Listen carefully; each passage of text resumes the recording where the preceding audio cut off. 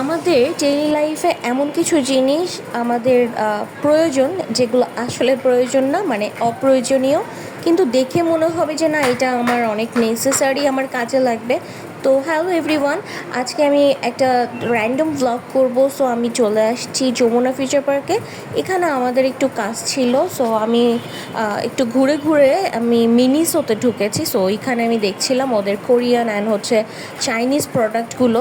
এগুলো দেখে অ্যাকচুয়ালি মনে হয় যে অনেক নিডি, বাট অ্যাকচুয়ালি খুব একটা নিডি না। এটা জাস্ট আপনার চোখের মনে হয় যে নেসেসারি, মানে দেখে মনে হয় যে এগুলো খুবই নেসেসারি।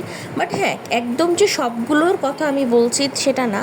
কিছু কিছু প্রোডাক্ট আপনার অবশ্যই অনেক কাজে দিবে এবং অনেক ইউজফুল সেগুলো।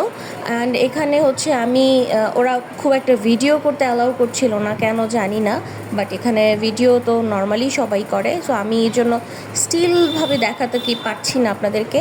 এখানে ছোট ছোট খুব কিউট কিউট আইটেম আছে, যেগুলো আমি গেলেই হচ্ছে সেই জিনিসগুলো আমার চোখে পড়ে এবং ভালো লাগে।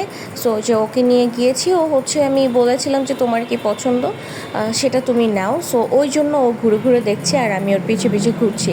এখানে কিউট কিউট কিছু ব্যাগ পার্স আছে, আমার কাছে ভালো লেগেছিল। এবং এখানে একটা এই যে ইউনিক পার্স আছে, যেটা বুঝতে পারছিলাম না যেটা ঝুড়ি নাকি এটা ফ্লাওয়ার ভাস বা কী করবো।